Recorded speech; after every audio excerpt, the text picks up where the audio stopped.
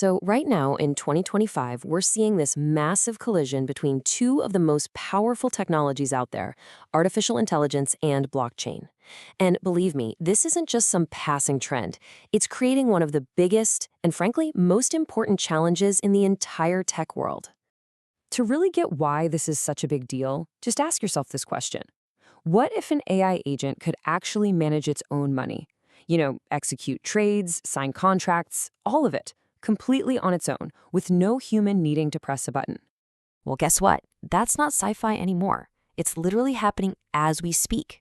We've got autonomous AI agents being deployed on blockchains, managing millions of dollars. But this incredible new power comes with a massive and kind of scary problem. At the heart of it all is this. AI models are what we call black boxes. We can see the information that goes in, and we can see the answer that comes out, but everything that happens in between, the actual decision-making process, it's a total mystery. And this creates some huge risks. Someone could promise you a super smart AI, but secretly swap in a cheaper, dumber one to save money. Or an AI could have these hidden biases that start manipulating financial markets or even influencing votes in online communities. And a lot of the time, you can't even prove what data the AI was trained on in the first place. And this right here is the core of the crisis for decentralized AI.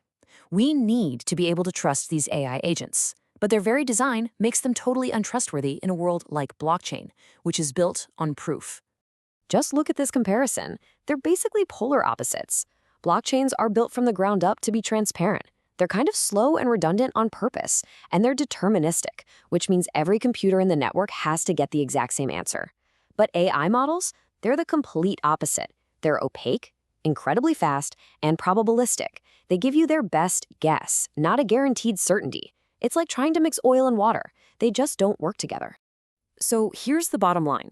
Trying to run a modern AI directly on a blockchain like Ethereum would literally cost billions of dollars and take years to get just one answer. It's just not feasible. And on the flip side, the secrecy of AI brings back the very thing blockchains were meant to get rid of, having to trust a third party. This exact dilemma is what gave birth to this whole new field called verifiable compute. Okay, so to crack this nut, developers are dealing with what's called the verifiable AI trilemma. It's a classic engineering problem, right? You've got three things you really want, but you have to make some tough choices. The three things are security, meaning the proof is backed by pure math, and you don't have to trust any person or company. Then there's low cost, so it's actually affordable enough to use all the time. And finally, low latency, meaning it's fast enough to work in real time. The big challenge? You can have any two, but getting all three at once has been the holy grail.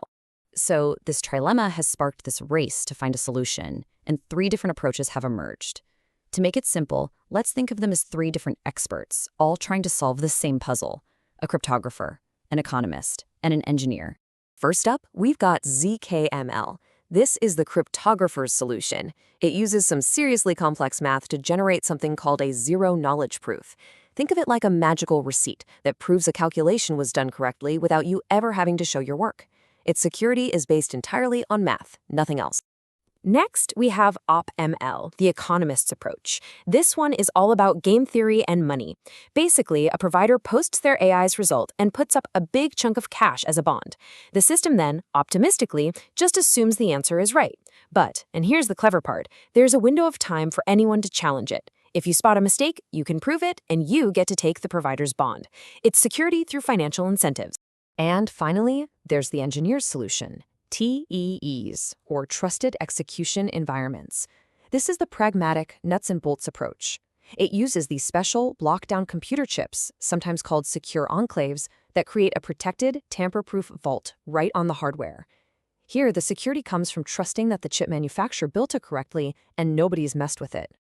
So when you lay them all out side by side, you can really see the trade-offs. The cryptographer's ZKML gives you rock-solid trust. It's just math, after all. But it's super expensive. The economist's OpML is cheap, but that challenge period makes it really slow, so it's no good for real-time stuff. And finally, the engineer's TEs are incredibly fast and cheap, but it all hinges on trusting a big company like Intel or NVIDIA. For a long time, these were just the choices you had to live with. But then, in late 2025, the game started to change. A few key breakthroughs in cryptography suddenly started making the pure math approach, ZKML, way faster. Check this out. 6.9 seconds. That's how long it took researchers to generate a zero-knowledge proof for an entire Ethereum block, which is a mind-bogglingly huge computation. That's fast enough to fit inside Ethereum's 12-second block time, which meant all of a sudden real-time cryptographic proof didn't seem so impossible anymore. But, and this is a huge but, there was a catch. To get that kind of speed, they needed a machine packed with high-end GPUs that cost $128,000. So while it was now technically possible, it was still way too expensive for most people. The cryptographer was catching up, but the engineer still had the lead on performance. And then, a bomb dropped. A massive crisis of trust erupted, and it hit the one solution that seemed the most practical, shaking the whole industry's faith in the hardware-first approach. Yeah, it turns out that the engineer's solution, the fast, cheap, pragmatic option that pretty much everyone was betting on for real-time AI, had a deep, fatal flaw at the hardware level. The exploit was called TE-fail. And what researchers showed was, with less than $1,000 of equipment you can buy online, they could physically listen in on the private conversation between the chip and its memory. Now, even though all that data was encrypted, they could analyze the patterns in the traffic to pull out the master security keys right from the chip itself. Once they had those keys, an attacker could fake a perfect proof of security, making a totally malicious AI look completely safe and trustworthy. The very foundation of the hardware's trust was just gone. This whole crisis really forced everyone to admit something. There's no single silver bullet here. The future isn't about picking one winner. It's about combining the best parts of all the different approaches. And so, these new hybrid models started popping up. You have things like Optimistic ZK, which runs fast and cheap by default, just like the optimistic model, but if there's ever a dispute, it gets settled with a rock-solid, trustless ZK proof. Another cool one is ZK-NT. This is where you actually generate the ZK proof inside one of those secure hardware chips. This way, you use the hardware for speed and privacy, but you rely on the math proof for the final guarantee of integrity. It's like having multiple layers of defense. And that really brings us to the big takeaway. The goal has totally shifted. We're no longer just accepting AI as a black box.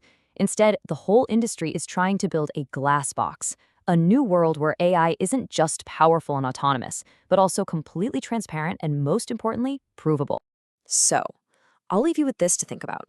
Once every single decision an AI makes, whether it's a billion-dollar stock trade or a critical medical diagnosis, can be cryptographically verified, what part of our digital world do you think that's going to change first?